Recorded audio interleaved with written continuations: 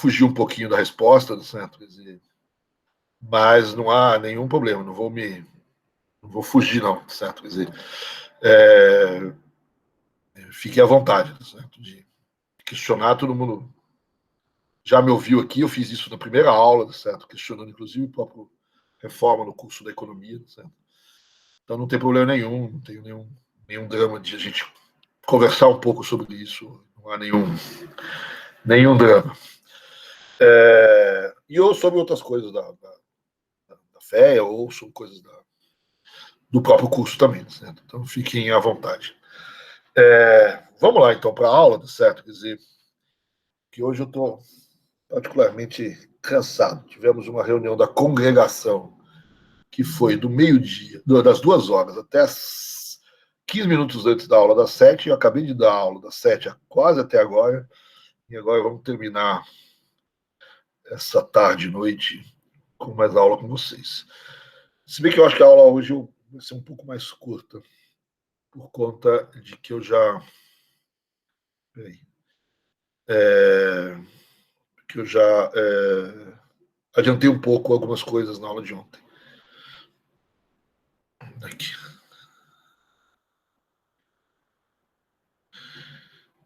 Onde está meu PowerPoint?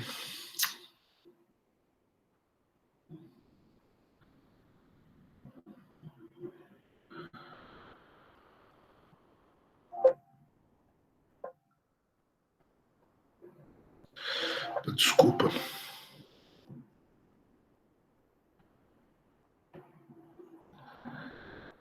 Ai, droga. Não fiz isso antes.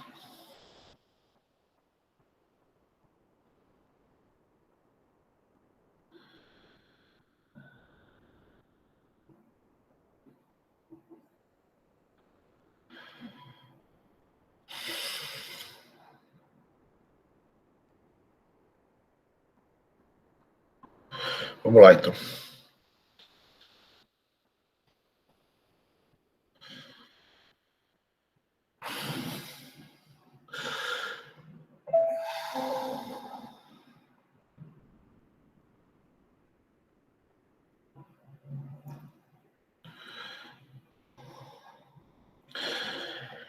Bom, então o que eu queria conversar com vocês hoje é um pouco esse período que a gente viu na aula passada um pouco, esse período inicial aí da entrada da economia no Brasil. Ontem a gente olhou um pouco a situação em Portugal e a gente já falou bastante do personagem principal da aula de hoje, que é o nosso amigo José da Silva Lisboa, o famoso Visconde de Cairu, certo? Quer dizer, que é justamente a pessoa, não é o único, né, como eu disse ontem, que faz essa transição Portugal-Brasil, certo? Quer dizer, a gente viu ontem que ele escreve, talvez, o primeiro grande livro em Portugal também, defensor, vamos dizer assim, das ideias de Adam Smith, né?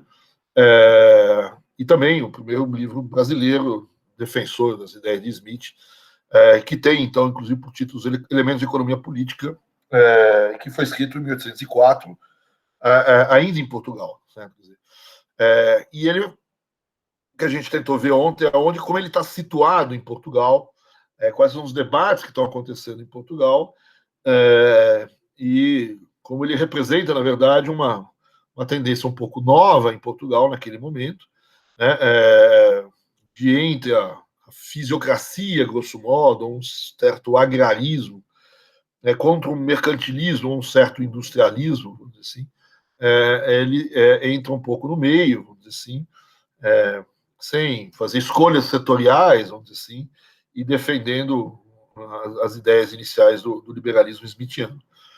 Né? A gente já também tinha falado um pouco do José da Silva Lisboa quando a gente falou dos cursos de economia. Né? E aí a ideia de que ele era o primeiro professor de economia política no Brasil, não só porque ele escreve esse livro de economia política, porque ele recebe, na verdade, a aula de economia política, ou a cátedra de economia política, logo que o Dom João VI chega ao Brasil, né, ele vai, aos poucos, permitindo que os cursos superiores, os cursos, vamos dizer assim, as formações vão se fazendo no Brasil, apesar das faculdades só depois que o Brasil é independente, elas são criadas. Essa é uma diferença importante em relação, por exemplo, a outros países da América, onde as faculdades, algumas foram criadas já na época ainda na época da colonização, né, da colônia. No Brasil, não, né, isso só acontece depois da independência. Né, e então os brasileiros, né, os que podiam, principalmente, né, eles acabavam indo a Portugal, normalmente, estudar, né, e isso ainda nesse período agora que a gente está do início do Império, da transição ainda, da independência, ainda está acontecendo. Os principais interventores no debate aqui, eles passaram de maneira muito forte em Portugal, tanto em termos de formação, né, foram fazer normalmente a Universidade de Coimbra, pode ter alguma variância, né, e muitos, inclusive, permaneceram ali trabalhando na burocracia pública ou em algum outro lugar. Alguns estão, inclusive, associados à Academia de Ciências, que a gente se referiu ontem também. Então, nesse sentido, certo, essa entrada da economia política no Brasil, ela passa muito pelas mãos de Portugal. Né? Por isso que a gente fez um pouco questão de ontem a gente falar um pouco sobre isso. Né? Ela não é uma economia política que vem diretamente da Inglaterra ou da França, ou qualquer coisa parecida com isso, né? Apesar dos autores serem esses, certo? Mas, em parte, essas pessoas conheceram esses autores em Portugal, dentro, vamos dizer assim, das discussões que eles enfrentavam em Portugal. E esse é um pouco o caso do José da Silva Lisboa. Né? Aqui eu tinha falado ontem, até que tinha um quadro dele com o José Bonifácio, esse é o quadro que vocês veem aí à direita, onde está o José Bonifácio em primeiro plano e o José da Silva Lisboa, Visconde Cairu, em segundo plano. Né? Aparentemente ele não gosta muito, enquanto que, obviamente, o Bonifácio gosta do quadro. Tá? O quadro que está exposto na Câmara dos Vereadores de Salvador, na Bahia. E ele é baiano. Né?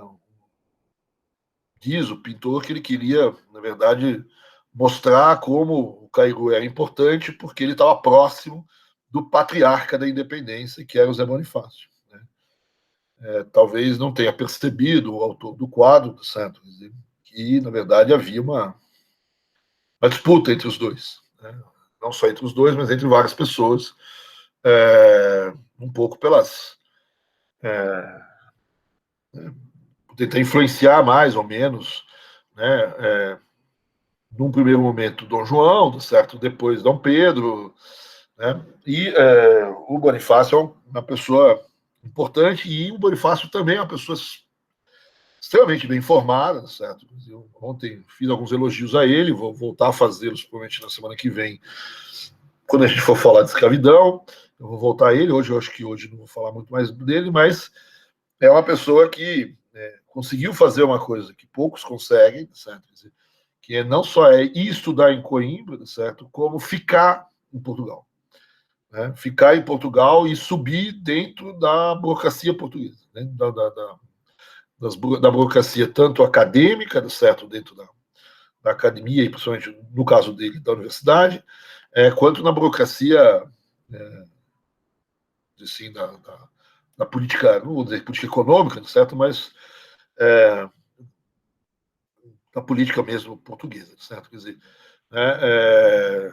além do que, o Bonifácio ele já era muito reconhecido na época enquanto cientista, certo? Quer dizer, um cara que é um geólogo, dizem que inclusive ele descobriu novos materiais, enfim, eu não conheço tanto assim essa história, mas enfim, as referências que eu tenho normalmente dele um bom cientista dessa área aí de mineralogia, geologia, etc.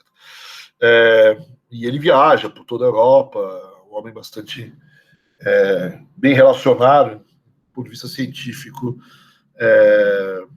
nesse momento.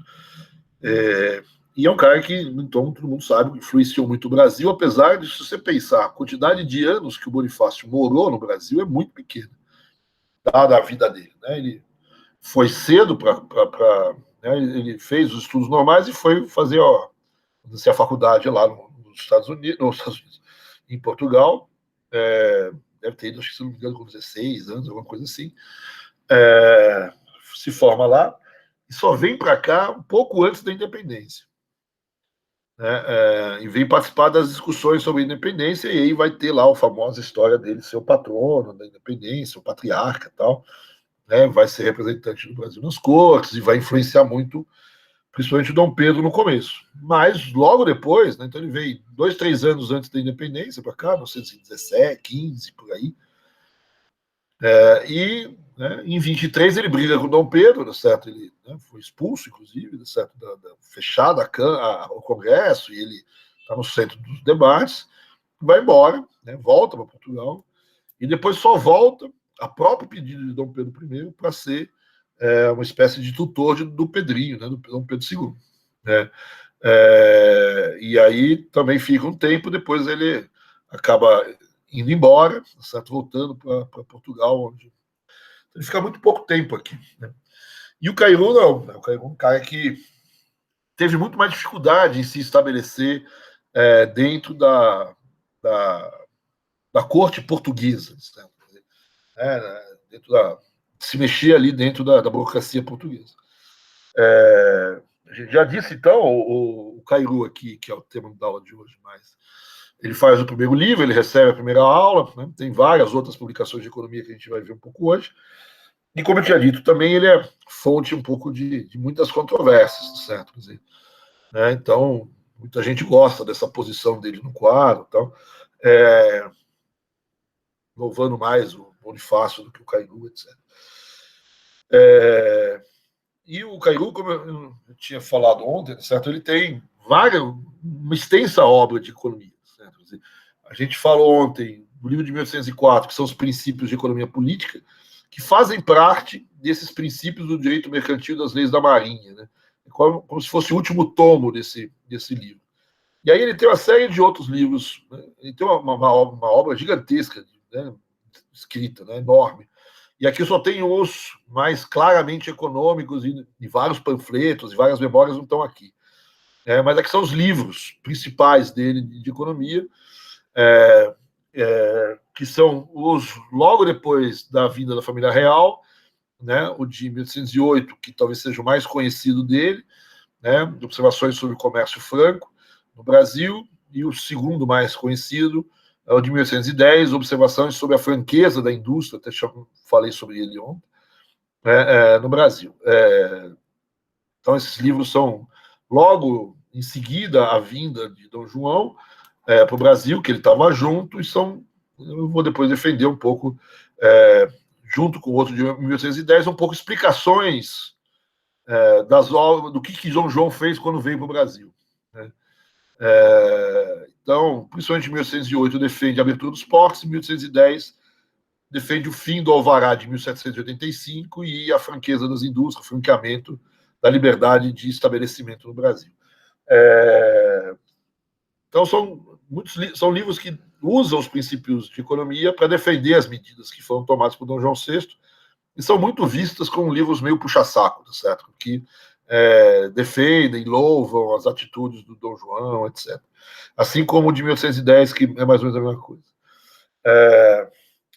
E aí depois a gente tem 1812, é um livro de economia, mas ele está ali com... Ele mostra a outra referência importante na vida dele, além do Adam Smith, que é esse Edmund Burke.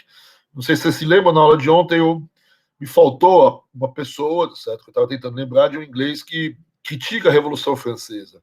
É justamente o Edmund Burke. Né? Então aqui ele tenta montar a economia como uma ciência não revolucionária, vamos dizer assim, uma ciência reformista, revolucionária, que vai ser muito útil aqui no Brasil, depois eu volto a isso.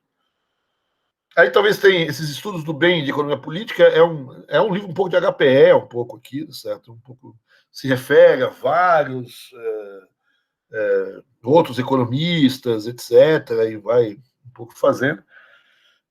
E aí ele tem esse de 1924, que é um livro pouco lido, ele faz uma constituição para o Brasil. Ele monta uma constituição, nessa época estava uma constituição moral, certo? Quer dizer, E aqui ele mostra todo o lado um pouco mais, vamos dizer assim, do ponto de vista dos costumes, mais conservador do Visconde Caído, certo?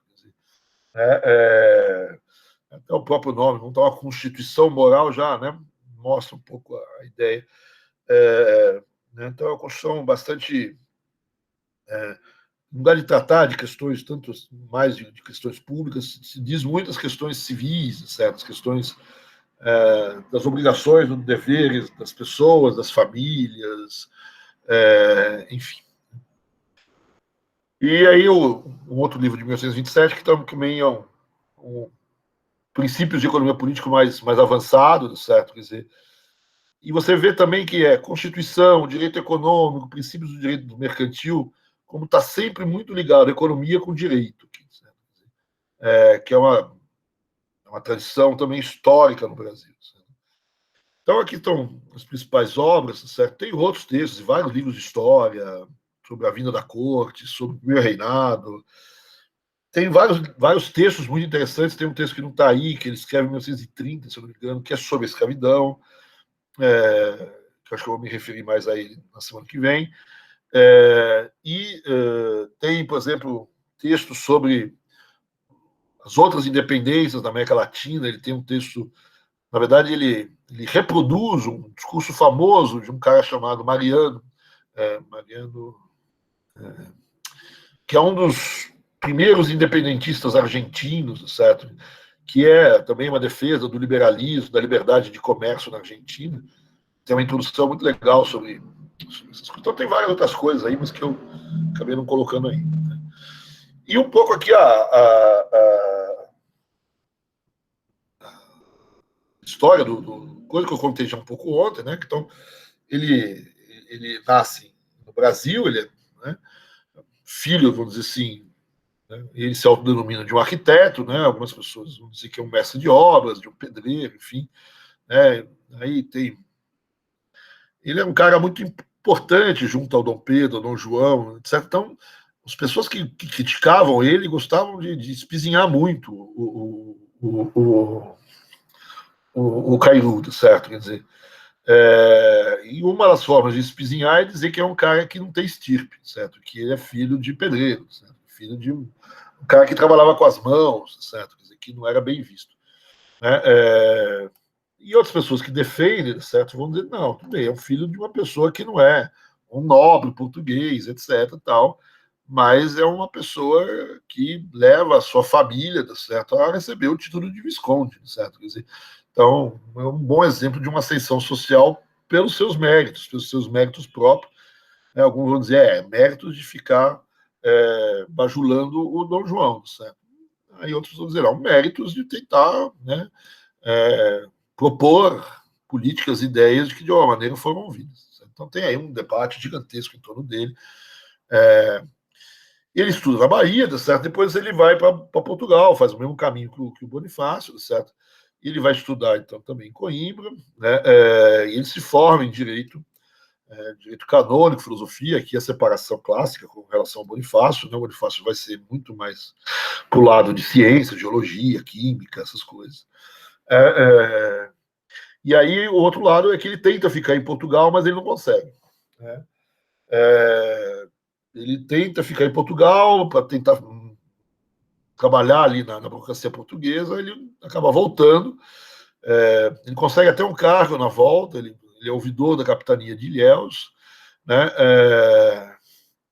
Em alguma hora ele larga isso, tem uma discussão sobre por que ele larga essa ouvidoria, provavelmente ele deve ter tido algum conflito.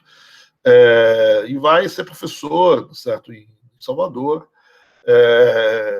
e fazer, né, formado em direito, ser advogado, e aqui ele remonta um pouco a sua carreira, não só como professor, certo, mas como advogado, como advogado dos comerciantes da Bahia, né, e aí ele vai se mostrar também um grande conhecedor justamente dos direitos do direito mercantil, vamos dizer assim, do comércio internacional, das leis da Marinha, etc. Ele começa a montar o que vai dar o primeiro grande livro dele.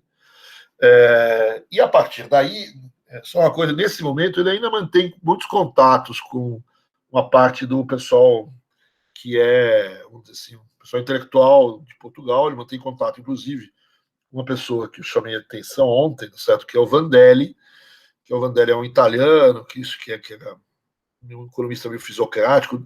Ele mantém alguns trabalhos com o Vandelli, um pouco na linha do Bonifácio, né, de geologia, de pesquisas botânicas no Brasil. Então, ele mantém esse contato com esse grupo de pessoas, mas o que mais ele se desenvolve mesmo é com o advogado desses comerciantes na Bahia, e ele vai, pouco a pouco, ampliando as suas relações. Certo? E uma coisa importante nesses contatos e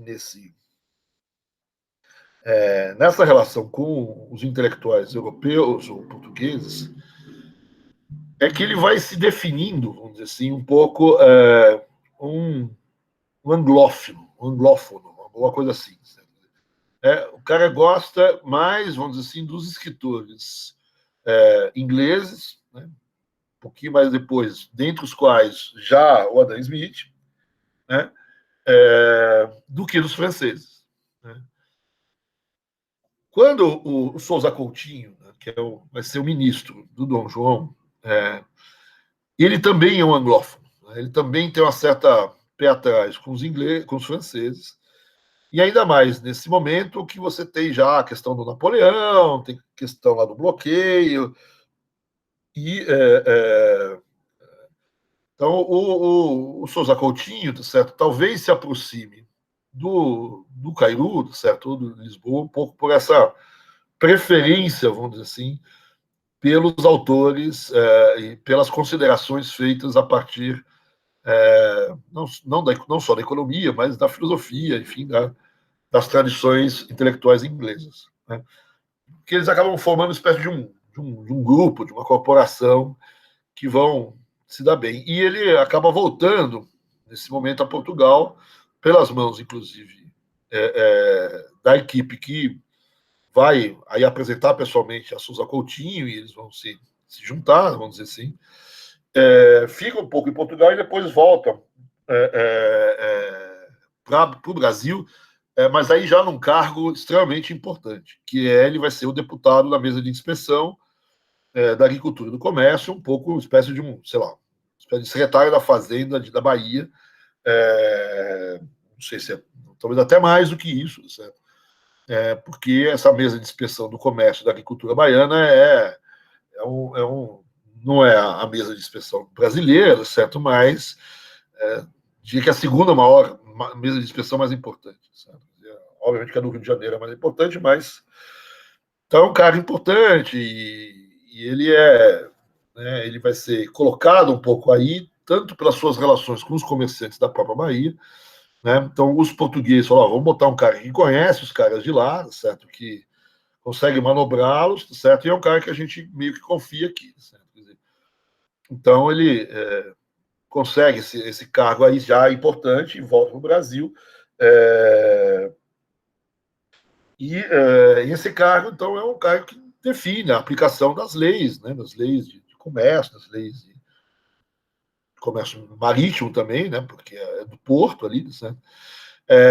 E nesse momento também, então, que ele está num cargo importante nessa parte de direito e escreve, então, os princípios de direito mercantil de leis da Marinha, que vai virar um clássico em Portugal. Vai virar um livro muito de grande sucesso, principalmente entre a população mais jovem, os novos comerciantes, os novos intelectuais, etc. Porque, na verdade, ele vai falar dos princípios, vai falar da legislação, essas coisas todas, mas já numa perspectiva, vamos dizer assim, da economia política liberal. Então é um livro que contesta muito as teses mercantilistas, que talvez originaram uma boa parte dessas regras que estão sendo mudadas. Então ele, de um lado, agrada o governo português, porque ele defende essas mudanças nas regras que estão sendo feitas contra o antigo mercantilismo, né? E do outro lado, ele também é bem visto por uma parte da intelectualidade, porque ele é um cara que está up to date, certo? Ele está com as teorias novas aí da economia. Né? E aí vem o outro livro dele, que é o livro de economia, o princípio da economia política, onde ele abre completamente o jogo e mostra, isso aqui veio de um cara que é muito... Eu já tinha citado Adam Smith antes, mas isso aqui veio de um cara importante que é o Adam Smith, e as ideias dele são assim, assim, assado, que é o livro, esses princípios de economia política do Zé da Silva Lisboa, né? Que ele apresenta, então, as posições de Adam Smith né? E vai buscar o seu espaço, certo? E é um livro que pretende, de fato, também, além de ser um livro de defesa das ideias do Smith, certo? É um livro que pretende convencer, vamos dizer assim, principalmente o que eles chamam de a juventude, ou os novos intelectuais portugueses, enfim, os novos agentes portugueses, da importância e da superioridade das ideias de Adam Smith e da riqueza das nações, etc. E nesse sentido, como eu disse, ele vai se colocar ali no meio daquele debate que eu já chamei a atenção de vocês ontem, certo? Quer dizer, esse mercantilismo que tinha uma tradição longa em Portugal, desde Pombal, e que, principalmente nessa área onde ele milita, era onde o mercantilismo mais efetivamente tinha crescido, aonde uma parte da legislação estava sendo mudada, e o que ele está defendendo é que tinha que mudar mais ainda, certo? Tem que mudar mais essa legislação ainda e acabar definitivamente com essas tradições mercantilistas, de restrições, de políticas de restrição a importações, de monopólios, defesa de monopólios nas transações comerciais, etc. Então, o livro é uma defesa, uma continuidade, vamos dizer assim, dos princípios de direito mercantil, agora com um foco diferente, uma defesa forte do liberalismo em termos de liberdade de comércio, especialmente de comércio internacional e liberdade das atividades, mas muito dessa parte de comércio internacional, que já vinha sendo colocado, de alguma forma, nos princípios de direito mercantil, e que assim, tem o seu fecho, o seu complemento, nesse livro de economia política, que ainda assim tem muita coisa de direito dentro dele, coisa da própria formação do Cairu, e uma coisa que no Brasil também vai ser importante. Então, quando ele está nessa mesa de inspeção, é um cara importante, ele está aqui. Algumas pessoas dizendo que ele tinha ido a Portugal e voltou junto com o Dom João, na saída de Dom João, fugindo das tropas francesas, mas aparentemente eu acho que a história deve ser mais verídica, é que quando Dom João chega no Brasil, a primeira parada dele é em Salvador, se eu não me engano, pode ter sido em Recife antes, mas acho que é Salvador direto. É ali que o Cairu sobe no barco, vamos dizer assim, certo? É ali que ele sobe no barco, a convite do Sousa Coutinho, né, certo? Que é o ministro, e que passa a integrar, então, a comitiva aí, do Dom João VI. Né? E nesse período, justamente, entre Salvador e Rio de Janeiro, é que Dom João VI escreve, monta o decreto, o famoso decreto da abertura dos portos.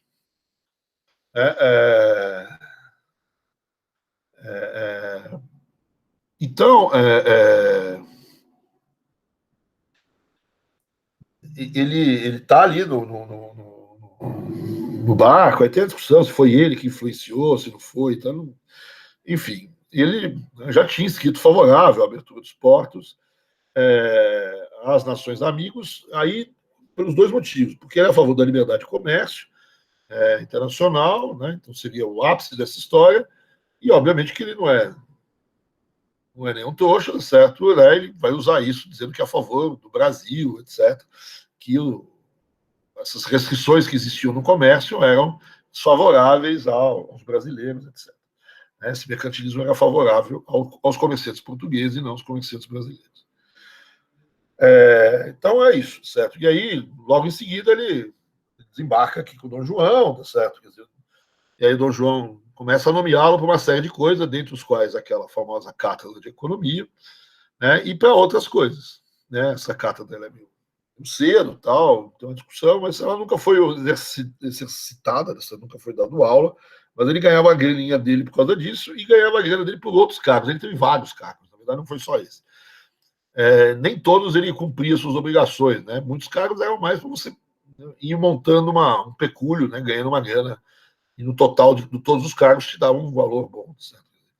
Então, ele ganhava bem na soma dos cargos. Um outro cargo importante que ele tinha, ele era o responsável pela imprensa régia e ele era o grande censor, né? Então, ele não só dizia o que podia e o que não podia publicar no Brasil, como ele definia o que efetivamente se publicava, o que efetivamente se imprimia, né? Porque a única imprensa, a primeira imprensa oficial no Brasil, né? A primeira imprensa de fato, certo? Legalmente constituído é a imprensa régia. Depois vai ter criação de outras, etc. E aí tem as imprensas ilegais, certo? Isso aqui é outra coisa.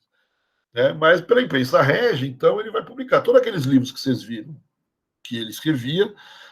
Ele não teve muita dificuldade de publicar, ele mesmo mandou eu publicar a si próprio, certo? Quer dizer, né? E a primeira obra que ele publica na imprensa régia é o livro de 1808, que é um tal de Observações sobre o Comércio Franco no Brasil.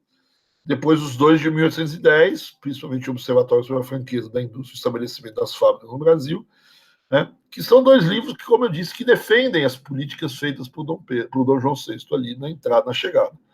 Defende a partir, então, dos princípios do Adam Smith também, né? Então, tem uma questão de louvação aqui a Dom João e tem um pouco a defesa dessas coisas. Além disso, ele vai ser o inspetor dos estabelecimentos literários, né? É o censor, ele decide o que se publica e o que não se publica no Brasil oficialmente. Não vou contar o resto aqui, ele vai, daí em diante, ele vai em frente, certo? Quer dizer, ele vai ser deputado, vai ser inspetor de finanças, acho que ele nunca chegou a ser ministro, né, da Fazenda, nada disso, né? Mas ele foi deputado nas Cortes, Portugal, e depois ele foi senador no Brasil, foi deputado na Assembleia Constituinte, enfim, uma pessoa que sempre teve debatendo os principais temas nacionais na condição de político, e um político muito próximo, principalmente de Dom Pedro I. Então, aqui há duas coisas importantes. Esses livros que ele traz para o Brasil, né, que ele vai publicar pela primeira vez no Brasil, e a própria cátedra, né, como eu disse no final da aula de ontem, elas nasceram, vamos dizer assim, pelas mãos de Dom João VI, né, pelas mãos do Estado, do governo monárquico no Brasil. Se você pensar na Inglaterra, na França, a ligação entre a economia política e o aparelho do Estado mais diluído, vamos dizer assim, né? Aqui a ligação é muito forte. O Dom João, quando nomeia ele professor lá da escola, lá da cátedra, e ele vai defender a economia política, né? Ele vai dizer a economia política, certo? É um estudo importante para os meus, né? Eu preciso que o Lisboa ensine para os meus vassalos, né? Os vassalos não é qualquer povão, não, é para os meus funcionários, certo? Para o pessoal da burocracia, certo? Para me servir com mais vantagens. Ou seja, a ciência econômica que está nascendo ali, que não é uma ciência liberal, etc., ela é dita, certo, como um instrumento de política, de montagem de política pública, certo? Quer dizer, né, de intervenção, inclusive. Certo? Então, em matéria de governo, a economia política no Brasil, ela tem traço, vamos dizer assim, científico, etc., mas tem muito mais traço de administração pública, né, de ser um manual de referência de o que você deve fazer em determinadas situações, né? Que não é exatamente o que a gente imagina da economia política no resto do mundo, certo? Né? A ideia de... É verdade que o Adam Smith, certo? Ele tem... O Ricardo Adam Smith, o final dos livros dele são todos finais de livros de intervenção. O Ricardo é princípios de economia política e de tributação, se eu não me engano. Os capítulos finais do Adam Smith, certo? Principalmente o último livro do Adam Smith, também questões de tributação, questões de intervenção pública, né? Então, talvez seja um pouco diferente daquilo que a gente imagina, mas não está completamente afastado daquilo que o Smith, o Ricardo, essas pessoas estão falando. Eles têm essa vontade de interferir publicamente, certo? Mas aqui os livros são muito uma defesa, vamos dizer assim, das medidas que o governo fez, né, e uma justificativa das medidas que o governo fez, certo? Quer dizer, e o Dom João, quando então cria a cátedra, fala, olha, vocês precisam entender isso aqui, porque isso aqui é importante para vocês me ajudarem a gerir o Brasil. Certo? Quer dizer, a gerir, ainda não é o Brasil, né? Gerir o Império, certo? Quer dizer, que envolve o Império Português e o Império. Então, esses livros iniciais, vamos dizer assim, tem um pouco essa ideia, certo? Quer dizer, e eles vão ter, aí se junta com os livros um pouquinho depois, né? Os outros livros que eu coloquei ali, certo? A gente entende um segundo elemento importante pelo qual o Dom João VI usa o Cairu, certo? Usa o Cairu e o Smith, certo? Então, o Smith, quando o Cairu vai defender o Smith, né, ele vai dizer que o liberalismo, a economia política, certo? Quer dizer, mostra uma coisa que, né, não deixa de ser verdade, certo? Quer dizer, que o homem, né, apesar do seu egoísmo, dos seus altos interesses, né, é capaz de viver em sociedade, né? E mais do que tudo, né, numa sociedade harmônica, certo? Quer dizer, que é na busca dessa satisfação dos interesses, certo? Que você tem a garantia, vamos dizer assim, de uma sociedade funcionando bem, né, e funcionando em direção ao progresso, né? Que, como eu disse, é o princípio básico da mão invisível, certo? Quer dizer, da teoria do Adam Smith, certo? Então, esse tipo de frase, certo? É chave para o Dom João VI quando ele está chegando aqui no Brasil. Você tem que imaginar que você está chegando aqui, Dom João com mais 15 mil portugueses, certo? 15 mil talvez seja um exagero, mas um monte de gente em Portugal, né? Que olha para os brasileiros que sempre foram colônias, né, que sempre foram tratados de maneira subalterna, né, ou quase sempre, certo? E que têm reivindicações, né, querem uma série de coisas que podem entrar em conflito com Portugal, certo? E no final das contas, certo? Você vai buscar uma independência, mas a ideia aqui do Dom João, certo, é olhar para a economia política, por esses princípios, vamos dizer assim, liberais, iluministas, que estão sendo divulgados pelo Adam Smith, pelo Cairu, certo, como princípios de uma situação onde, apesar de todas as diferenças, apesar dos problemas, você pode fazer algumas modificações, algumas reformas, vamos dizer assim, e conviver harmonicamente, né?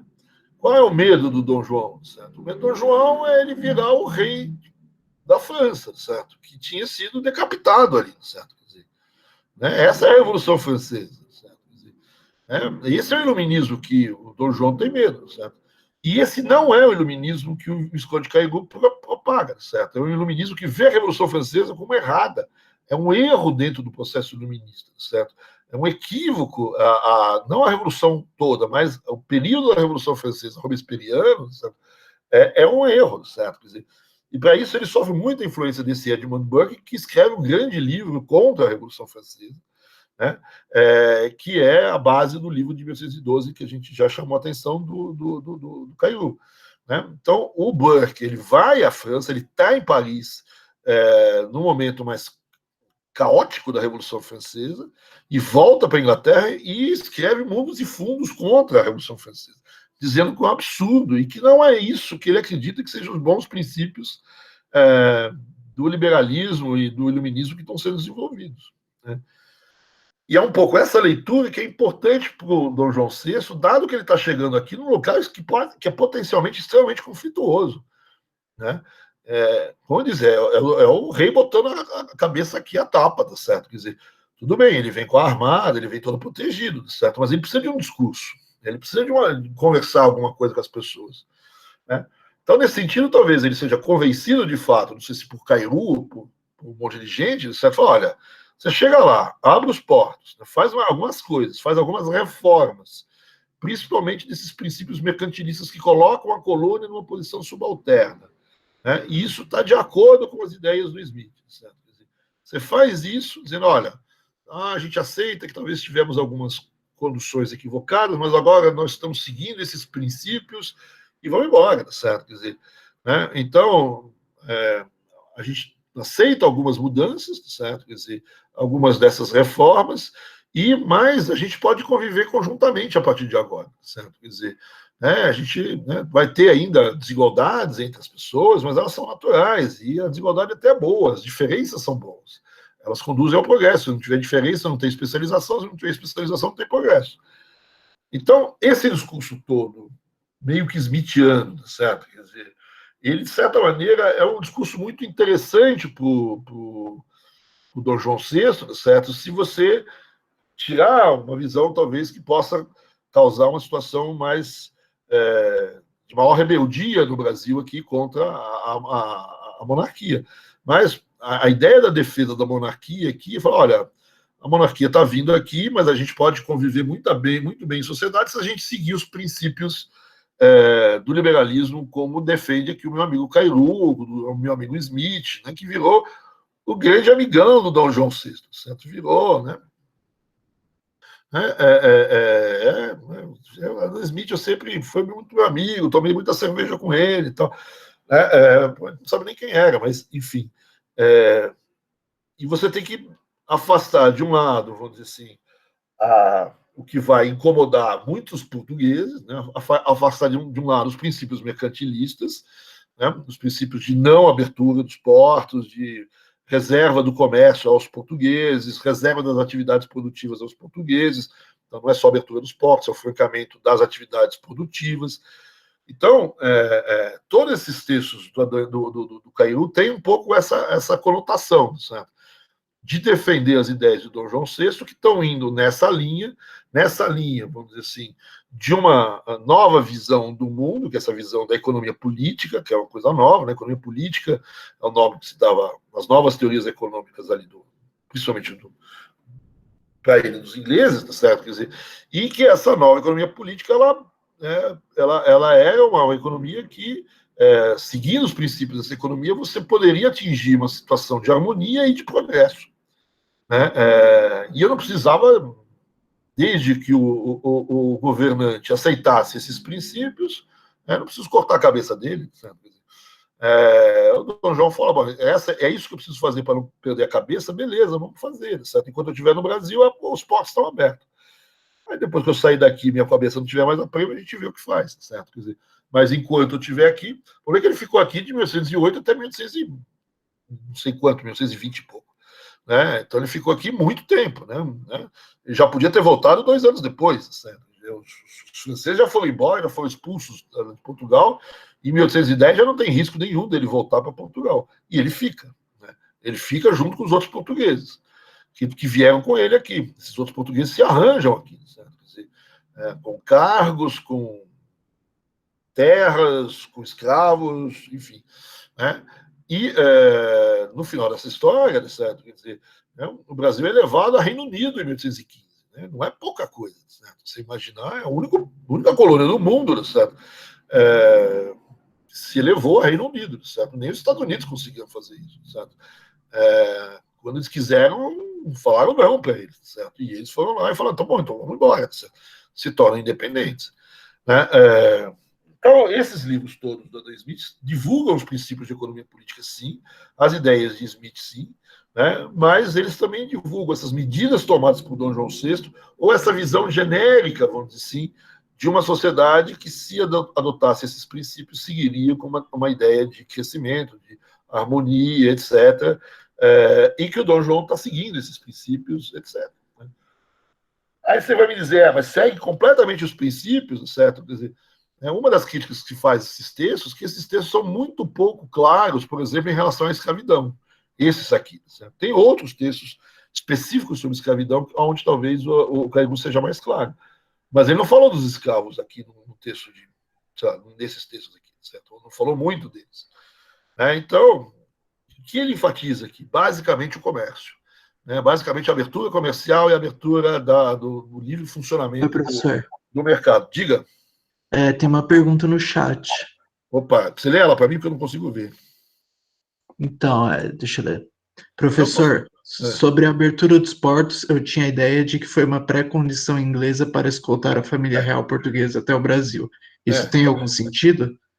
Então, tem o sentido, no seguinte sentido. Quando o Sérgio Buarque de Holanda critica o Cairu, ele vai fazer 2 críticas ao Cairu. A primeira é que ele é, como eu disse, um puxa-saco do Dom João.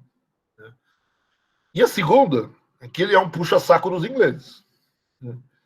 Então, a ideia de que essa abertura dos portos ela foi favorável à Inglaterra é muito clara para muita gente. Não talvez na abertura em si dos portos, porque aí podia ser para qualquer um. Mas em 1810 tem uma outra coisa que eu não citei aqui, que são os tratados de navegação e comércio que Portugal, no Brasil, assina com a Inglaterra, assina com todo mundo. Se você olhar os tratados de navegação e comércio, qual é a tarifa de um produto inglês? Eu não me lembro exatamente os números, mas é alguma coisa como 15%. Qual é a tarifa de um produto português? 16%. E uma tarifa de um produto, sei lá, francês, 24%. Então, você abriu os portos e depois você deu preferência para os ingleses imediatamente. Né? Preferência, inclusive, frente aos portugueses, né? Que parece mais ridículo ainda. Então, é óbvio que essa abertura dos portos, do ponto de vista de quem se beneficia, né, o Cairu, certo, vai dizer que quem se beneficia são os comerciantes brasileiros que estão aqui, que não tem mais a intermediação dos portugueses. E é verdade. Certo? Agora, o outro grupo que se beneficia, quando saem os portugueses da frente, são os ingleses. Né?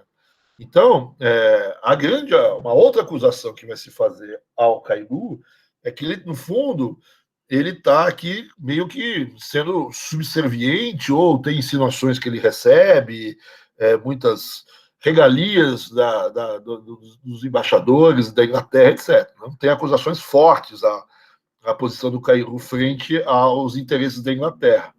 Né? Então, quer dizer, a pergunta procede, certo? Quer dizer, efetivamente, você tem na literatura uma acusação de que a defesa do Cairu, certo? Quer dizer, ele até um pouco esquece um pouco de falar dos ingleses, certo? Mas que na prática a abertura, né, e a defesa da abertura acaba favorecendo os próprios ingleses, o que é verdade. Então acho que a colocação do colega é bastante pertinente e bem correta, certo? Quer dizer, tem gente que vai dizer que na verdade não é bem assim e tal, mas, né, o Dom João ali está efetivamente muito pressionado naquele momento, né? E a pressão inglesa é efetivamente muito forte naquele momento. O interessante é saber, em 1810, ele ainda está sob pressão inglesa, certo? Quer dizer, o Napoleão já saiu de Portugal, mas saiu porque os ingleses botaram o cara para fora, né? A guarda, vamos dizer assim, em Portugal ainda é da Inglaterra, né? Agora, a pressão inglesa não vai diminuir depois, certo? Quer dizer, não vai diminuir depois que nem que o Dom João VI voltou a Portugal, e nem quando o Brasil é independente. Né? A pressão sobre o Brasil para acabar com o tráfico negreiro, certo? Da Inglaterra é gigantesco, e vem junto, certo? Com essas medidas aí tarifárias, de você dar tarifas normalmente preferenciais aos produtos ingleses no Brasil. Certo? Então, a pressão inglesa é histórica aqui no Brasil, né? E se o Cairu, vamos dizer assim, eram vendidos aos ingleses, eu não sei, certo? Talvez aí há um exagero na crítica. Mas que a defesa da abertura acaba favorecendo os ingleses também, isso não deixa de ser verdade. Então, eu vou seguir aqui, a gente já estamos indo para o final. Então, a ideia aqui é que o Dom João VI se vale desses princípios de harmonia social que estão implícitos na tese da mão invisível, e, nesse sentido, a economia política é importante para convencer, para incorporar um pouco a sociedade brasileira, e ele não perder a cabeça, e a gente não ter o problema da independência logo no começo. Né? Note que o Brasil, em 1808, veio a família real, as primeiras independências latino-americanas já são 1810, né? Aqui do lado, Argentina, etc. A independência brasileira vai ser em 1822. Né? Por que ela vai acontecer em 1822? Porque uma parte dos portugueses voltaram atrás com essas ideias de comércio. Né? Quando as cortes portuguesas se reúnem no Porto e começam a discutir como é que vai ser o novo império, né? O Brasil tinha acabado de ser elevado a vice-reino, a condição de vice-reino, né? A condição de Reino Unido, desculpa. Né? Você chega lá no Porto, os portugueses falam, não, agora acabou, vamos voltar à colônia. Vão voltar, não, aqueles princípios lá era porque o Dom João estava lá no Brasil, certo? Não tinha o que fazer, certo? Os ingleses estavam aqui, agora não, vão voltar tudo como é que era antes. E os brasileiros ficam bravos, inclusive o Cairu. O Cairu está lá em Portugal, nessa hora, nas cortes portuguesas, está lá o Dom João, o Bonifácio também, e nessa hora eles estão juntos, falam, não, Que negócio é esse de voltar com o mercantilismo português e com a condição de Brasil colônia? Aí eu não quero. Aí os dois voltam defendendo uma certa independência, voltam com a ideia de independência, certo? E os dois voltam com a independência de uma independência pela mão do próprio Dom João, certo? Não do Dom João, certo? Do Dom Pedro, certo?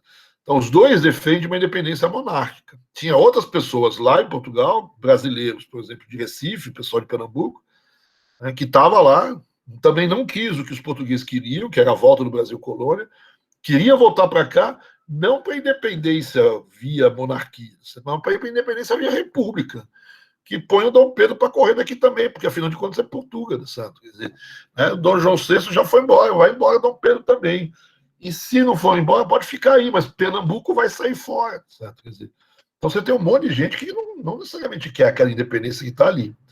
Nesse caso, o Cairu e o Bonifácio, eles estão lá em Portugal, né, vê essa discussão e essa possível volta de uma situação colonial, né, e aí falou, não, aí eu não quero. Certo? E aí os brasileiros, quase que em conjunto, né, que são raros os brasileiros que acabam defendendo as ideias portuguesas, né, ou de uma parte dos portugueses que estão lá, vem embora, certo? Quer dizer, e dizem que não, certo? Chegam aqui, né, começam a pressionar pela independência. Alguns vão pressionar por uma independência sem monarquia e outros vão pressionar, né, por uma independência, na verdade, que quem tem que ir embora são esses portugueses. O rei não é o nosso, nós somos o rei. Né? Então, e aí Dom João fala, mas não posso, né? Eu sou o rei de Portugal também, não vou perder Portugal. Qual é a solução que você dá? É uma solução dinástica, a solução é um golpe, né? Um golpe do Dom João. Fala, então, bom, eu vou lá para Portugal, fico com os portugueses e o meu filho fica aqui com vocês brasileiros. Né? Ficamos todos na mesma casa, a Casa de Bragança continua dominando todo o mesmo império.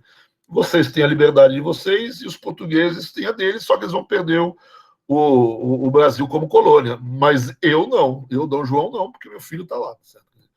Beleza. Né? É o que o Cairu topou e é o que o Bonifácio topou. Nessa hora, os dois toparam a mesma coisa. Né? Não necessariamente todo mundo topou, certo? Quer dizer, aí teve que fortalecer Pedrão, certo? Pedro I, para impor isso junto aos outros. Né? E conseguiu, né? Que é uma coisa até surpreendente.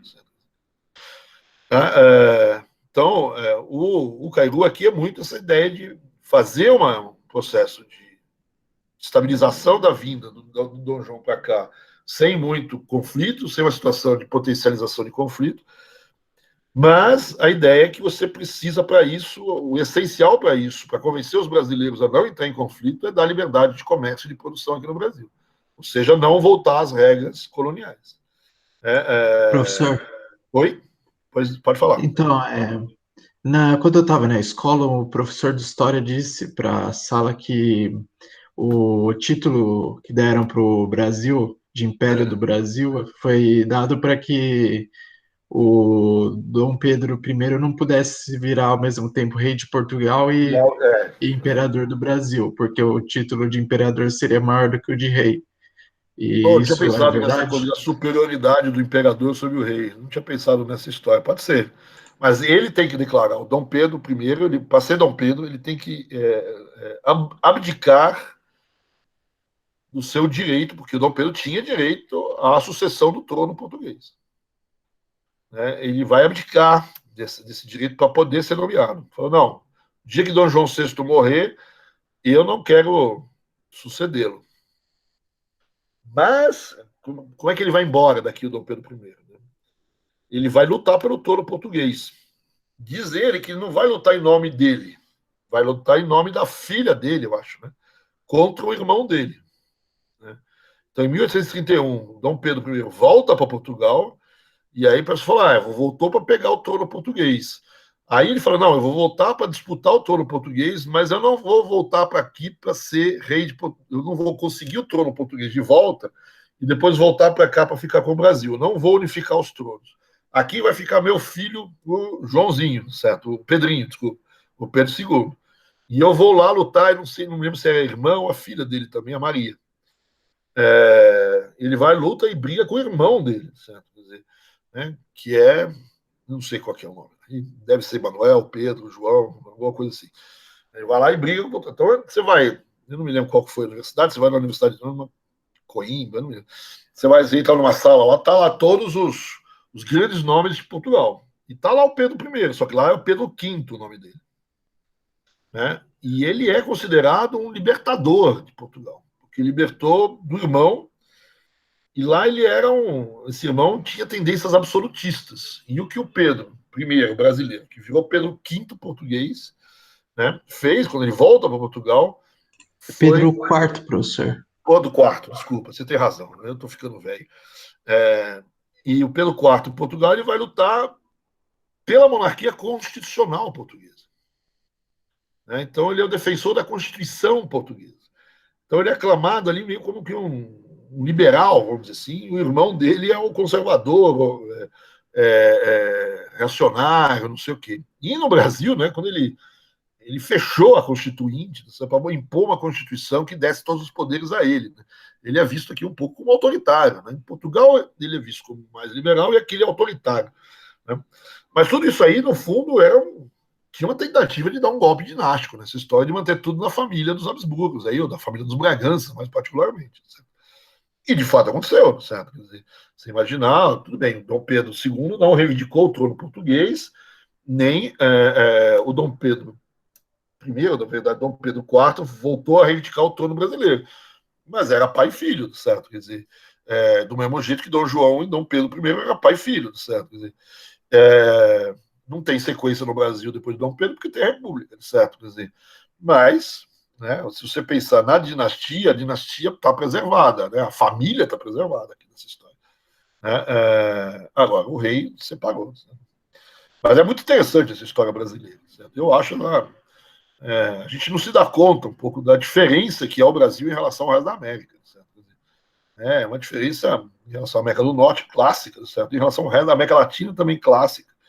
Isso tem implicações na história do Brasil muito importantes. Né? Quer dizer, a gente não se dá conta que uma outra independência era possível no Brasil, certo? A possibilidade de uma outra forma de independência, da gente se aproximar mais das independências latino-americanas, para o bem ou para o mal, certo? Quer dizer, e essa história de a gente ter vivido uma monarquia durante anos, né? Hoje em dia acho que todo mundo olha lá para o Pedro II, né? O barbudo, o cara bacana, tá? A gente até tem uma situação, uma sensação, né? O pessoal gosta um pouco dele, tem uma visão positiva, que não foi sempre o caso, certo? Mas né? Por algumas vezes a gente imagina que essa ideia monárquica para muita gente atrapalhou um pouco a gente, do ponto de vista político, teve dificuldade de evoluir, certo? Quer dizer, outras pessoas mais monarquistas vão dizer assim, vão defender, falando, não, a monarquia permitiu a evolução do país do ponto de vista político, não era isso que ia impedir, certo? Quer dizer, então tem um pouco de debate aí, tem questão federativa também, né? O Brasil é um país grande, certo? E se manteve unificado, certo? E quando eu disse que os pernambucanos poderiam ir embora, poderiam ter ido embora, certo? Quer dizer, né? O Rio Grande do Sul poderia ter se separado, certo? Né? O Uruguai se separou, afinal de contas. Certo? Aí tem uma disputa se é ou não, né? A província de Sacramento, mas eu tive vários momentos de separatismo, certo? Quer dizer, e não separou. Né? A gente está até hoje junto, certo? Isso, por exemplo, implicou também numa discussão gigantesca que a gente vai tocar daqui a 3 semanas, provavelmente 2 semanas, que a gente manteve o império, mas como, né? Os pernambucanos lá falaram, não, beleza, vou ficar nesse império aí, né, com o olhar torcido, mas eu quero direitos de autonomia na província ou no estado de Pernambuco. Eu quero que Pernambuco tenha autonomia em direção a isso. O Pedrão olhou e falou, vai ter nada, certo? Beleza, deixou o Pedrão sair, certo? O Pedro I saiu, né? O que acontece logo em seguida, durante o período da regência, né, o ato adicional, a interpretação do ato adicional e as leis ali durante o Império que defendem um federalismo muito mais forte, ou seja, os estados passam a ter muita força, como vai ter na República, certo? Quer dizer, aí quando volta o Pedro II, né, quando você tem o golpe da maioridade, como algumas pessoas dizem, você recentraliza tudo e tira o poder dos estados. Então você tem uma discussão federativa no Brasil que, no resto do mundo, no resto da América, muitas vezes deu em separação, no Brasil não deu em separação. Mas a gente tem uma federação, onde os estados, hoje em dia os municípios, têm uma força bastante razoável. Certo? Então tem muita discussão sobre... talvez a gente não se dê muita conta desse... A independência não mudou quase nada, certo? Continua a escravidão, continua a gente ser exportador de produtos, tal. Aí você olha... e a gente está no meio das independências dos países latino-americanos, como os outros.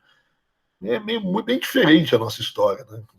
Eu cheguei a contar ontem, né, a ideia do que o Brasil não era muito bem visto pelos seus vizinhos. Certo? Quer dizer, pela América Latina não era exatamente showman. Certo? Quer dizer, acho que eu falei isso ontem. Né? O Bolívar não queria chamar o Brasil para assinar lá o tratado, o primeiro movimento pan-americano. Né? Ele não chamava nem o Brasil nem os Estados Unidos. Os Estados Unidos por causa da doutrina Monroe, lá, o que vai ser a doutrina Monroe, e o Brasil porque o imperador é da família dos caras com quem eles brigaram para se tornar independente. Certo? Não vou chamar o inimigo aqui para almoçar comigo. Então o Bolívar era sempre muito resistente ao Brasil, certo? Muito resistente. Aí você vê a importância que vai ser, vamos dizer assim, as gestões de diplomacia internacional, que os diplomatas lá, né, a importância que tem a diplomacia brasileira para conseguir, pouco a pouco, diminuindo essa enorme resistência que tem até hoje, certo? Do resto da América Latina, certo? Em relação ao Brasil. Além de uma língua diferente, um país gigantesco, certo? Dizer, com poderio econômico, no fundo, populacional grande, certo? E ainda mais na mão do imperador, de uma família que é uma família inimiga, certo?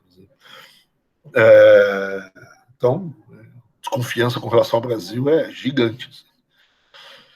Tá, mas, enfim, acabei voando um pouco aqui, certo? Mas é isso mesmo, certo? Essa independência brasileira, ela é estranha, certo? Agora, essa história que o imperador é maior que o rei é verdade, certo? Então, é melhor ser imperador no Brasil do que rei em Portugal. Pode ser.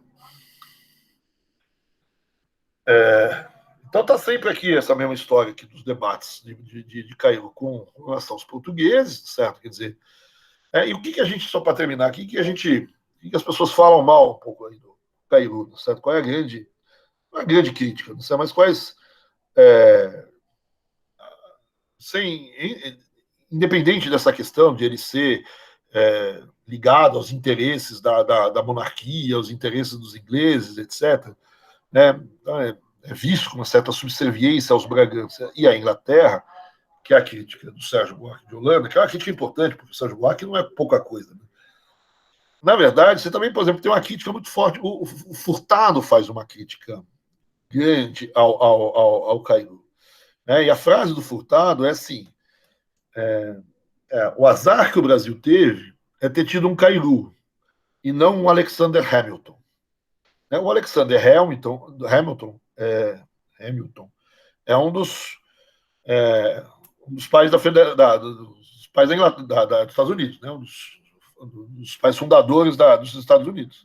O primeiro secretário do Tesouro, enfim, um dos grandes norte-americanos ali do início, junto com o George Washington, com o Thomas Jefferson e todos aqueles lá.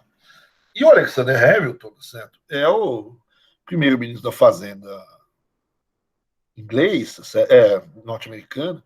Ele escreve 4 textos importantes, certo? Quer dizer, e um deles é um texto onde ele defende as manufaturas norte-americanas. Ele defende a proteção às manufaturas norte-americanas. Fala, olha, se os Estados Unidos quiser crescer, né, vai ter que entrar nessa questão industrial e vamos defender as manufaturas. Então, ele é um cara, vamos dizer assim, que tem uma defesa muito forte, que faz uma defesa relativamente forte do processo de industrialização dos Estados Unidos. E ele também, junto com essas defesas, ele é um cara que consegue impor o primeiro grande sistema tarifário norte-americano. E, nesse sentido, o Hamilton também vai ser um cara que não é exatamente um defensor do livre mercado, do livre cambismo. Então, ele é defensor de um protecionismo, de um lado, para defender as manufaturas americanas das inglesas, tá certo? Que inundavam o mercado norte-americano, e, por outro lado, ele também defendia a imposição de um imposto de importação para dificultar essas manufaturas, porque seria a única grande fonte de renda do governo federal norte-americano. Porque, na definição da Constituição, os estados norte-americanos ficaram com as rendas principais ali, não tinha muitas outras coisas. E o Hamilton vai olhar e fala, mas eu preciso montar um exército para os Estados Unidos. Eu preciso montar eu preciso montar um país aqui, certo? Eu preciso montar um governo federal, e eu não tenho dinheiro. Então vamos criar um dinheiro que vem de fora, um dinheiro que vem das tarifas de exportação, né? E que se sobrepõe às tarifas e os impostos que os estados norte-americanos, as 13 colônias, colocam. Então, ele fica muito conhecido, né, como um defensor das tarifas protecionistas das manufaturas. Uma parte dessas tarifas não tem nada a ver com as manufaturas, certo? Quer dizer, tem a ver com a fonte que o governo federal norte-americano não tinha fonte de renda. Da mesma maneira que ele vai criar o primeiro banco, que ele vai criar o endividamento público norte-americano. Enfim, um cara muito pragmático, certo? Ele falou, pô, eu preciso criar um exército dos Estados Unidos, não fica dependendo do exército da Geórgia. Aí, de repente, o Delaware não quer entrar na luta, eu fico com um buraco no meio dos Estados Unidos, eu preciso de um exército nacional aqui. Então, nessa discussão do nacionalismo americano, do federalismo americano, desculpa, né, o Alexander Hamilton, um cara que, frente a um país extremamente descentralizado como os Estados Unidos, está defendendo o governo federal, tenta defender minimamente o governo federal, não é um enorme governo federal que se impõe aos estados, mas que tenha uma condição mínima, pelo menos de defesa, e nessa história, como fonte de renda, ele vai ter umas boas ideias aí, monetárias, de dívida e tarifárias, né? E aí, quando ele solta a questão das tarifas, ele percebe que ele pode ganhar um apoio muito grande, vamos dizer assim, dos pequenos produtores americanos, certo? Desses produtores de manufatura norte-americanas. E, na verdade, quem é muito contra essas tarifas são os grandes estados americanos exportadores de commodities, etc., né? Estados do fumo, lá, do algodão. E ele acaba escrevendo esse outro texto, então, com a defesa das manufaturas, que é um texto muito famoso, que inspirou, anos depois, o Liszt, na Alemanha, que vai ser o cara que defende a indústria nascente, etc. Então, essa é a fase do Furtado, né? No mesmo momento do tempo, o Brasil tem o Cairu, que defende a abertura. E os Estados Unidos têm o Alexander Hamilton. Então, essa é a crítica que o Furtado faz ao Cairu, né? Você abriu a porteira no Brasil, certo? Quer dizer, e a gente virou uma colônia inglesa, certo? Sem querer, sem usar uma colônia no sentido formal da palavra, né? Então, as pressões diplomáticas da Grã-Bretanha no Brasil, elas tiveram eco, certo? Elas tiveram essa abertura, como o colega aí colocou no chat, né? Aí o Furtado ele vai fazer a crítica. Ele fala, olha, se a gente pensar que os Estados Unidos resistiram a essa pressão e tiveram o Alexander Hamilton, se a gente tivesse tido o Alexander Hamilton, a gente, quando eu estou escrevendo, eu Furtado, certo? A gente não teria que fazer o que a gente está fazendo aqui. Então, uma das maiores correntes crítica ao Cairu é a corrente dos industrialistas, né? Que na época tinha no Brasil um cara como Hipólito da Costa que defendia, certo? Que é o principal medida industrializante. Então, quando ele vai fazer lá, ele diz que o livro sobre a franqueza das indústrias no Brasil, ele diz que ele não é contra a indústria, né? Que ele é a favor do setor, de qualquer setor, etc., mas que, de fato, o setor agrícola brasileiro acaba sendo mais forte, etc., etc.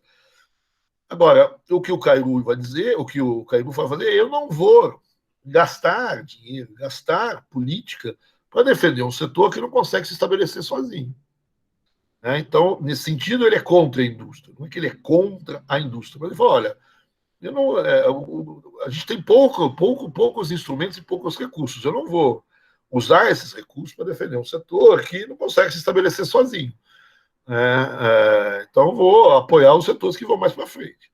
E aí a crítica pega, certo? Não, você deveria defender os setores que vão vão ter mais sucesso lá na frente, ou que vão levar uma economia mais para frente. Né? O Furtado já está escrevendo isso em 1950, né? Já olhou para os Estados Unidos, já viu o progresso norte-americano, certo? Então, beleza. É fácil defender, certo? Quer dizer, agora, o pessoal na época, né? Então, você tem muita gente como o Hipólito da Costa, vamos dizer assim, que vai criticar o Cairu, olha, meu, se a gente não, se você não fizer um fechamento aí, fizer alguma proteção, né, a gente vai ser inundado pelas manufaturas inglesas e o nosso setor produtivo vai morrer, sabe? Quer dizer, né, e para um país que sei, progredir, eu preciso ter um equilíbrio nos setores. Eu não posso abdicar do setor industrial, nem que para isso eu preciso fazer alguma proteção. Então, a crítica aqui, a desconfiança é contra esse livre cambismo, essa abertura irrestrita, certo? Então, você, às vezes, recupera algumas das discussões mercantilistas, certo? Mas você já está olhando aqui, olhando para a Inglaterra, Revolução Industrial, olha, os próprios ingleses usaram proteção. Os americanos estão usando proteção. Os brasileiros conheciam as teses do Alexander Hamilton na década de 20 e 30. Eles já tinham lido esse texto do Hamilton, certo? Quer dizer, o próprio, acho que Hipólito conhece. Né? Em Portugal tem outro cara que defende isso para Portugal também, que é o Curso das Neves. Certo?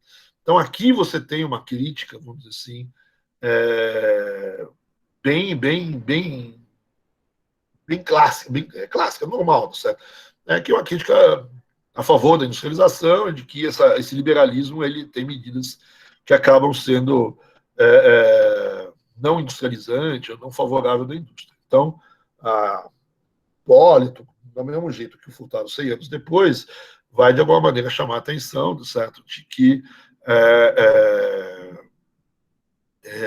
seria melhor, né, usar talvez esse liberalismo, mas conceder algumas políticas a favor da industrialização do Brasil, do setor manufatureiro, e aí usa então o Alexander Hamilton como sua vai ser sempre muito uma referência que vai ser usada, principalmente para os autores posteriores, certo?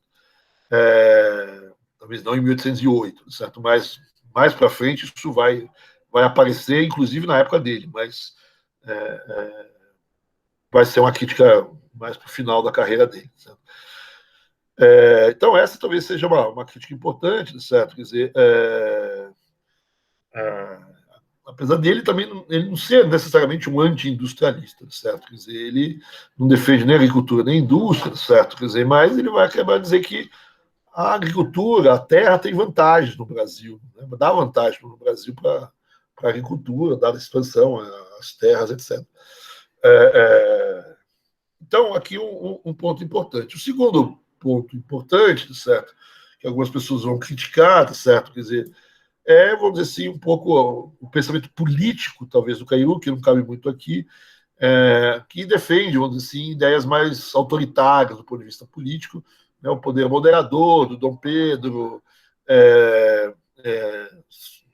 coisas, vamos dizer assim, ele é um liberal não democrático, vamos dizer assim, dentro das correntes políticas. E tem uma controvérsia, para terminar aqui, em torno da questão da mão de obra. Né? Tem uma certa crítica de que ele não é mais firme, vamos dizer assim, na crítica à escravidão, que a crítica dele à escravidão é muito teórica e ele é muito condescendente com a aceitação de que, dado que não tem mão de obra livre, a gente é obrigado a aceitar a mão de obra escrava, que é uma defesa da escravidão por baixo dos panos, tá certo? Que é muito usado no Brasil, né? Naqueles livros de economia política, né? Um dos autores diz exatamente a mesma coisa. Fala, olha, a mão de obra livre é muito melhor que a mão de obra escrava, desde que exista. Quando não existe mão de obra livre, o custo dela é muito alto e supera o custo da mão de obra escrava, certo? Quer dizer, então, esse é o ponto, certo? Quer dizer, você não está pensando que a mão de obra livre, se você acabar com a escravidão, a mão de obra livre existe imediatamente, né? Só transformar o escravo em mão de obra livre. Então, ela existe, certo? Porque os escravos não se adequam à mão de obra livre, porque aí tem o preconceito de raça, etc., que vai entrar e tal. Acaba levando essa frase para uma aceitação da escravidão na prática. Não temos muito o que fazer. Então tem um pouco disso no Kairouí, ele é um pouco acusado pelos mais radicais defensores da transição para a mão de obra livre, é, e que mesmo se ele achar que a mão de obra escrava pode ser favorável nos momentos de escassez da mão de obra livre, então alguns criticam essa própria ideia em si, e alguns criticam e falam, tá bom, vamos aceitar, mas por que você não defende mais intensamente, por exemplo, movimentos migratórios? Por que você não propõe isso, certo? Por que a gente não vai montar isso? Você é muito silencioso nessa parte aí, certo? Quer dizer, então tem aí uma certa atitude muito conformista, vamos dizer assim, com a escravidão. E tem ainda nessa história, certo? Quer dizer, tem outra coisa em relação à mão de obra, um certo. Quando ele traduz o Adam Smith, tem uma discussão sobre a tradução do Adam Smith que ele faz. Na verdade, muita gente acha que ele não traduz o Adam Smith do inglês, ele traduz o Adam Smith do francês. Várias pessoas acreditam, inclusive a gente fez um trabalho com o Fábio Barbieri, e ele é mais inteligente que eu, mais especializado, ele tem essa mesma crença. A gente não consegue provar, mas enfim. E uma dessas discussões é como ele traduz a mão de obra não manual, né? A mão de obra, a defesa dos homens de classe mais abastada, certo? Pelo seu trabalho intelectual, certo? Quer dizer, e tem um problema de tradução, certo? Que ele acaba julgando, vamos dizer assim, a superioridade do trabalho intelectual sobre o trabalho manual, que era uma característica importante no Brasil, do desprezo pelo manual, até por isso que você tem pouca mão de obra livre, né? A mão de obra livre não se dispõe a trabalhar na lida, vamos dizer assim, no campo, na colheita da cana ou do café, certo? Quer dizer,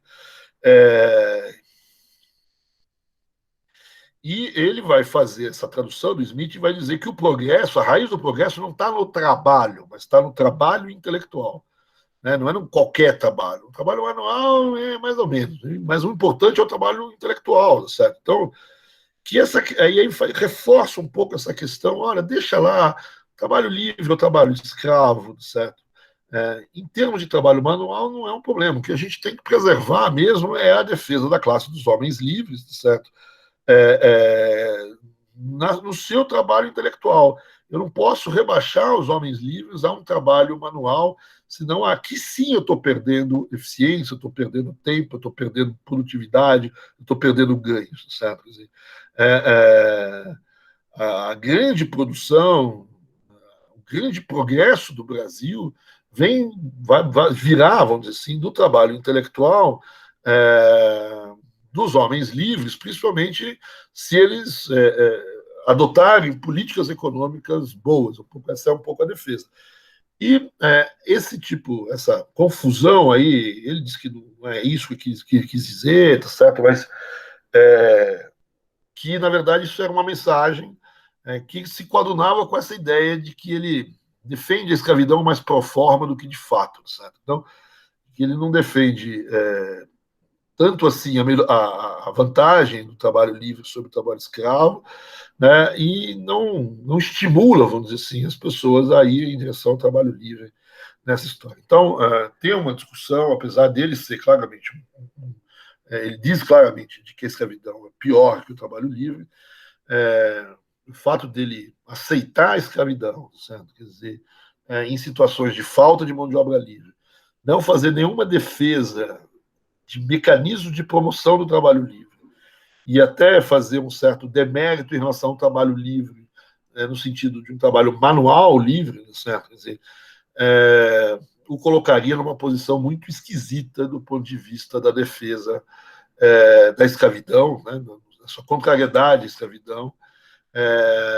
e a defesa dos movimentos de imigração, de trabalho livre, são mais uma defesa de trabalho de imigrantes no sentido de, né, ou seja, de você evitar, vamos dizer assim, uma, uma, uma, uma sociedade que tenha muita gente, vamos dizer assim,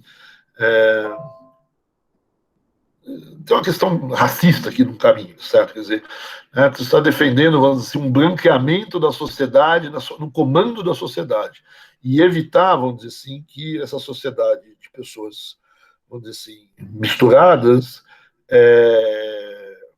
chegassem, vamos dizer assim, próximos das decisões de poder, porque, vamos dizer assim, essas pessoas estariam mais adequadas ao trabalho manual e você teria problemas com a mão de obra livre. Então, tem uma visão racial aqui por trás que as pessoas não gostam, enfim, obviamente, nos dias de hoje não gostam, apesar de, na época, ser muito comum você defender a separação das raças e o branqueamento da economia brasileira, a ideia de que o mestiço é uma situação positiva, certo? Não é uma ideia muito frequente, apesar de ter já alguns defensores já nessa época. Mas aqui a ideia de um branqueamento, de um cuidado, certo? Não só com o escravo, mas com a população negra, certo? Quer dizer, é meio clara, certo? Então é isso. Então aqui a gente já aponta, vamos dizer assim, para a discussão que a gente vê na próxima aula, que é justamente vamos entrar nessa discussão, que é a primeira e grande discussão sobre o liberalismo no Brasil, além dessa questão do comércio, da indústria, vamos dizer assim, que a gente vai retomar depois. Essa discussão da escravidão é o primeiro grande ponto, certo? É o primeiro grande embate no Brasil, desde que o Brasil não é Brasil. A gente é a favor ou é contra a escravidão, ou a gente é contra a escravidão, mas deixa ela aí, certo? Vai deixando, certo? Então, esse é um pouco os pontos principais da próxima aula, né, que a gente toca na próxima aula. Então é isso, certo? Quer dizer, vou encerrar aqui de novo. Falei que ia ser mais curto e acabou não sendo, né?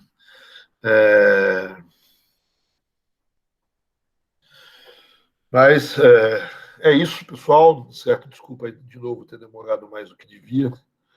Obrigado pelas perguntas. Hoje gostei, foram mais perguntas. Não sei se eu enrolo muito na hora de você responder as perguntas, mas agradeço por elas. Vocês querem fazer mais alguma pergunta? Eu vou até desligar aqui a gravação.